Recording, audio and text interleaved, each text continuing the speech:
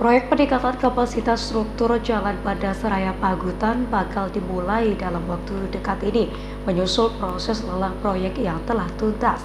Sementara itu, dari lelang proyek ruas jalan penghubung Kelurahan Pagutan dan Kelurahan Jepong tersebut, pemerintah Kota Mataram berhasil mengefisiensi anggaran mencapai 2 miliar rupiah lebih.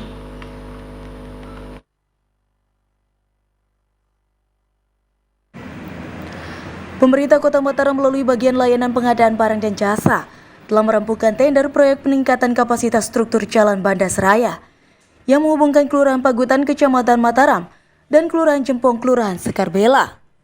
Dari 25 rekanan yang ikut tender, lelang pun dimenangkan oleh CV Niat Karya dengan nilai penawaran terendah yakni 5,5 miliar rupiah. Sementara pagu anggaran dari proyek yang bersumber dari dana alokasi khusus itu yakni sebesar 8,5 miliar rupiah.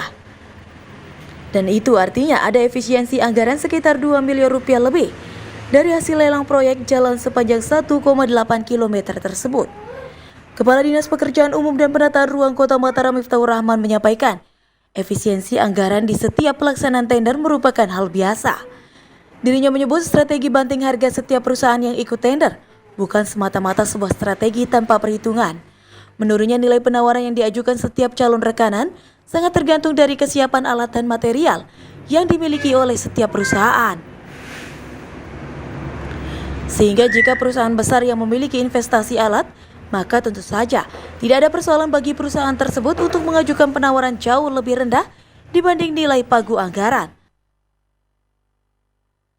Sedangkan saat disinggung terkait besarnya efisiensi anggaran, dikhawatirkan akan mempengaruhi kualitas pekerjaan. Miftahur Rahman dengan tegas mengatakan, jika nilai kontrak tidak akan mempengaruhi kualitas pekerjaan. Miftahur Rahman menjelaskan efisiensi anggaran sebesar 2 miliar itu tidak bisa dialihkan untuk pekerjaan lainnya, melainkan akan dikembalikan ke kas negara. Tingginya efisiensi. Enggak ada. Itu biasa kalau rekanan besar kan menangnya di investasi alat. Alat itu kan memang itu yang paling, kalau hotmix kan alat itu yang paling. Nah, jadi ya berani di situ, hitung-hitungannya di situ. Kemudian sumber daya manusia, hitungannya. Kalau material kan ya sih. Apalagi dia ada kesiapan material, punya kuat sendiri material, lebih anu lagi. Misalnya bok karpet, jadi dia buat sendiri, anunya pabrikasi sendiri kan bisa.